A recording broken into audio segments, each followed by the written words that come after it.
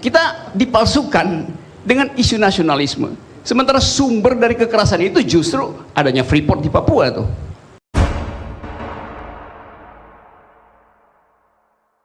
Kalau kita benar-benar ingin mengucapkan etika baru di dalam upaya membangun bangsa ini, maka debatnya bukan soal berapa persen kita dapat dari Freeport. Kita tanya 10% itu diminta nggak oleh masyarakat Papua? Papa minta saham itu adanya di Jakarta. Mama Wamena nggak minta saham. Dia minta agar supaya rahim dia itu jangan lagi diobrak-abrik oleh eskavator itu. Jadi Papua minta agar supaya ditutup Freeport itu, karena itu menghina akal sehat masyarakat di situ, termasuk mitos tentang loh itu pegunungan itu adalah metafornya ibu, Gunung Karstberg itu adalah payudaranya, tempat pembuangan tailingnya itu adalah vagina dari ibu bumi itu, dan itu rusak dua-duanya tuh. Ini cara berpikir itu seharusnya kita aktifkan hari ini.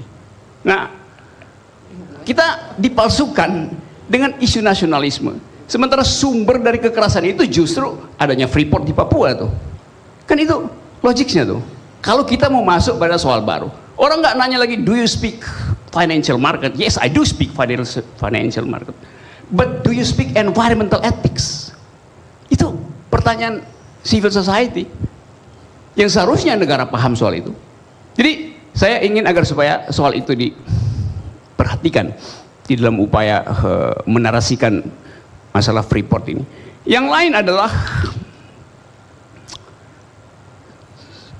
sebut aja soal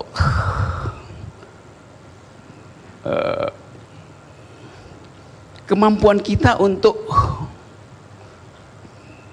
membaca proposal Freeport. Itu sama dengan kegagalan kita dulu waktu masuk dalam perundingan KMB untuk meminta kedaulatan. Akhirnya kita mesti membayar biaya perang yang dikeluarkan Belanda untuk agresi di Indonesia justru.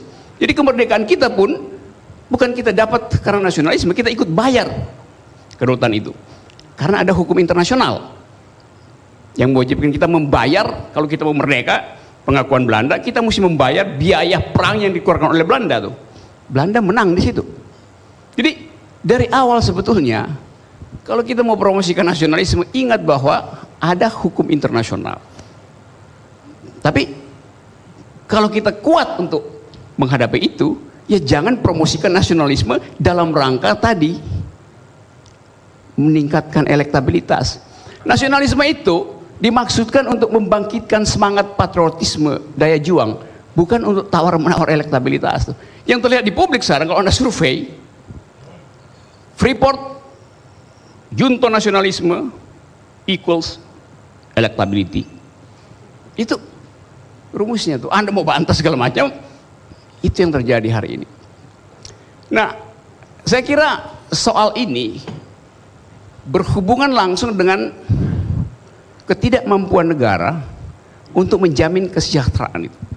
Jadi frustrasi negara dicarikan jalan keluar melalui narasi nasionalisme.